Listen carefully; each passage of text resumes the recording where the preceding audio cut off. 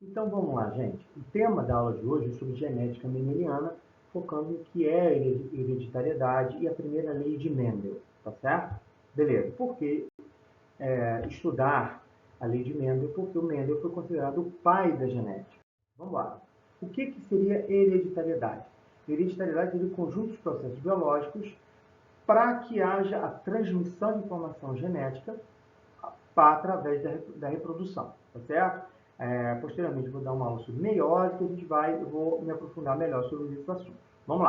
Então, é o seguinte, quem foi Gregor Johann Mendel? Foi um padre, né, que se tornou, em 1843 a 1854, foi professor de ciências naturais, né, que seria a biologia, né, apresentou um artigo sobre as leis da hereditariedade, que por muito tempo foi esquecido, e no início do século XX foram redescobertas, tá? Laureando a ele o nome de pai da genética. Vamos lá. O que ele fez? O Mendel ele fazia a seguinte coisa. Ele pegava flores, né? A flor tem uma parte feminina chamada de gineceu, gineco feminino, tá? E ele polinizava, tá? Com a parte masculina. O pólen provém da parte masculina da planta, chamado de androceu. Andrógeno significa masculino. Então, nota, ele pegava o pólen, que é a parte masculina da planta, e polinizava ela de forma artificial, de forma natural, por exemplo, através do beija-flor, através de insetos, como abelha principalmente. Polinizava a parte feminina, fecundando, a partir disso, a formação das sementes e que seria os embriões, certo? Beleza. E nota, a flor pode ser completa, quando ela tem os dois sexos, né? A parte feminina junto com a parte masculina. Então, a parte feminina é chamada de gineceu e a parte masculina de androceu. Tá certo? Beleza. O que ele fez? Ele estudou características de forma isolada, tá? Para ficar mais simples.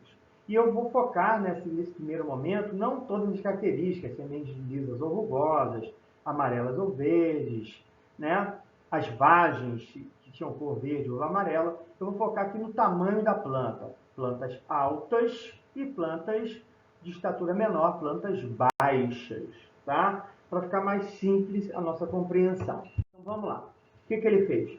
Primeiro ele foi polinizando sempre as plantas que tinham um crescimento maior, entre elas, gerando uma característica pura, né? De forma que as plantas, as sementes que provinham delas, só nasciam sementes com plantas com haste alta.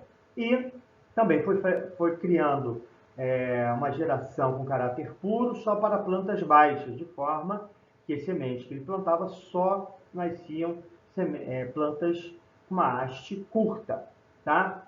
E o que ele fez? Ele pegou uma planta, agora pura, fecundou uma outra planta pura também, mas que crescia menos, e observou o seguinte: 100% das sementes que proviam dessa fecundação geravam plantas longas, né? Nota, quando eu tenho o cruzamento só tem características puras, tá? E junto a essas características puras distintas, isso é chamado de caráter híbrido, tá? Beleza. Aí o que acontece? O que aconteceu? Aquela característica das plantas curtas desapareceram, né? E ele percebeu o seguinte: cada planta doava um fator para a fecundação, né? De forma que, no momento que se juntava a fecundação, herdava um do pai, um da mãe. Então, esses fatores, para gerar um novo indivíduo, tinham que ser duplicados. Um do pai, um da mãe. Beleza. E uma certa característica dominava sobre as outras, no caso anterior lá, das hastes das plantas, né? Uma haste longa, mostrando que aquela era uma característica dominante. Beleza. Ele pegou essas plantas provenientes desse caráter híbrido, né? E percebeu, fez uma fecundação entre elas e percebeu o seguinte: que aquela característica de plantas que cresciam pouco, elas reapareceram numa porcentagem menor, cerca de 25%, mas elas reapareciam. Então, ele chamou essa característica, quando reaparecia, ficava um tempo silencioso e depois reaparecia, chamado de característica recessiva. E ele chegou à conclusão que para essa característica recessiva aparecer, por conta dessa porcentagem, né, ela precisa estar duplicada, tá? Sempre duplicada, para que possa ter essa característica. Beleza? Então vamos lá. Vamos agora pensar de forma probabilística em relação à matemática. Vamos montar um quadro de Punnett. O que aconteceu foi o seguinte: essa primeira planta, que tem essa característica pura, ela tem dois fatores dominantes, recebeu um do pai e um da mãe, para crescer e ficar maior. A outra plantinha, ela recebeu pura, ela recebeu duas características recessivas, que coloca aqui com A minúsculo, tá? O dominante com A maiúsculo, tá? E que recebeu dos seus progenitores, mostrando que, para ela, essa característica aparecer, tinha que estar duplicada. Legal. E foi fazendo o cruzamento. Eu pego o A dominante e o A recessivo, o A dominante, o A recessivo, e assim vou. Nota que 100% dos casos, a planta, há a probabilidade de receber um gene dominante e um gene, um fator, né, recessivo. Nota, como sempre há o aparecimento do gene dominante, mesmo que tenha o recessivo fica escondido. Tá? Então, essa é a explicação. Eu tenho 100% de plantas dominantes. Mas nota, ela tem um gene dominante, um gene recessivo. Quando tem um gene dominante e um gene recessivo, chamado de heterozigoto. Hetero é diferente. Quando eu tenho dois genes iguais, é chamado de homozigoto. Beleza? Aí, o que acontece? O primeiro fator está com letra maiúscula, fator dominante, e o segundo com a letra minúscula, fator recessivo. Agora, quando eu pegar dessas plantas híbridas, a tendência é que essa planta híbrida, ela tem um gene dominante e um gene recessivo. E a outra também tem um gene dominante e um gene recessivo, tá? E na hora que ela doa ou o gene dominante ou o gene recessivo, tá? De forma probabilística, probabilidade. Então, nota que no primeiro momento eu tenho uma porcentagem de chance de receber só genes dominantes.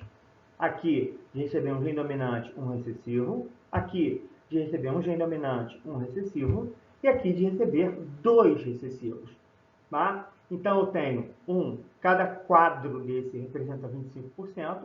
Então, tenho 2, 3 vezes 25%, 75% de chance de nascer uma planta com o gene dominante logo alta e 25%, somente um quadro, tá?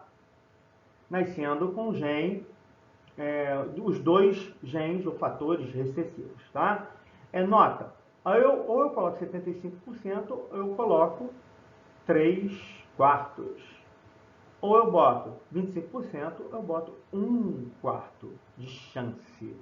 Tá? Um quadrinho em 4 e aqui 3 quadrinhos em 4. Tá certo? Beleza. Então, ele chegou à seguinte conclusão. As características do indivíduo são determinadas por fatores que se segregam, se separam durante a formação dos gametas. Então, na hora que nós formamos o gameta, por exemplo, eu formo o espermatozoide, eu só vou doar, eu sempre recebi um do meu pai e um da minha mãe, mas na hora que eu vou doar, eu só dou um fator. Tá certo? Apesar de eu ter dois.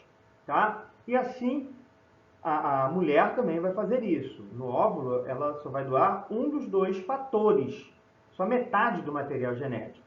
Então, durante a formação dos gametas, esses fatores se separam e pai e mãe transmitem aos seus descendentes. Tá certo? Aí chama a atenção o seguinte, esses fatores são chamados de genes.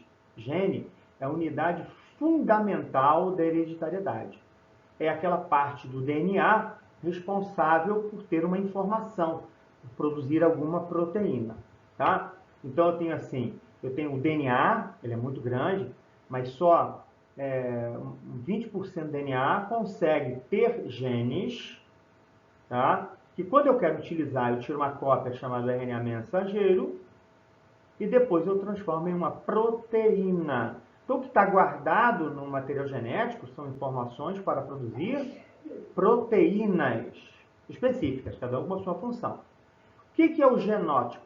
O genótipo seria um conjunto de genes de um ser vivo. É o material genético, é o genótipo ou genoma. Beleza. E o que é doado no momento da fecundação é chamado cromossomo, que a gente vai ver posteriormente. Mas o cromossomo é nada mais, nada menos que o DNA enrolado e condensado, tá? Tá na sua forma mais condensada, é o cromossomo, que é doado na fecundação. Mas o que ele está carregando é o material genético, né? O cromossomo tem uma parte central chamada centrômero, ele parece um bastão, né, no caso do ser humano, tá? Tem uma parte chamada braço P, que é o braço pequeno, e braço Q, que é o braço maior, tá certo? Beleza, a parte das pontas é chamado de telômero, que a gente vai ver depois as funções, tá certo? Beleza. Então, um material genético, quando a gente olha o cromossomo, então a gente olha esse cromossomo. Esse aqui, por exemplo, eu recebi do meu pai. Esse aqui eu recebi da minha mãe. Nota que tem cores diferentes. O local onde fica o gene é chamado de locus. Tá certo? É locus. Locus é o local onde está o gene para uma certa característica, por exemplo, cor dos olhos, altura, no caso das plantas, tá? Beleza. Só que eu tenho formas diferentes desse material genético, né? Que a gente coloca aqui o dominante e o recessivo. Cada uma dessas características é chamado de alelo. Alelo significa o outro. Então eu tenho uma característica para a planta alta e outra característica para a planta baixa, tá? Ou uma característica para olho preto, que é dominante, e uma característica para olho azul, ou seja, tem dois alelos, alelos para a cor dos olhos azuis e cor dos olhos pretos, sabendo que a cor dos olhos pretos é dominante. Beleza. Homozigoto é quando esses alelos, esse material genético, ele se apresenta igual, né? Ou são dois dominantes ou dois recessivos, chamado de homozigoto. Homo é igual. Heterozigoto é quando eu tenho genes ou alelos diferentes. Aqui, por exemplo, eu tenho um dominante recessivo, é chamado de heterozigoto, tá? É claro que o fenótipo, eu tenho o gene, que é o genótipo, e o fenótipo é a característica que é apresentada. Então, por exemplo, eu tenho um genótipo para a característica do meu cabelo e como ele se apresenta é chamado de fenótipo. Nota o seguinte, eu posso alisar meu cabelo, né? Eu posso mudar o fenótipo. O gene está lá o mesmo. Por exemplo, eu tenho a cor da pele clara, é chamado de fenótipo. Tá? Eu tenho um genótipo para pele branca, mas tem uma característica de pele branca, que é o fenótipo. Mas se eu pegar sol, eu posso ficar um pouquinho mais moreno. Então, o fenótipo, até um certo ponto, eu posso alterar. Tá bem? Gente, obrigado. Valeu!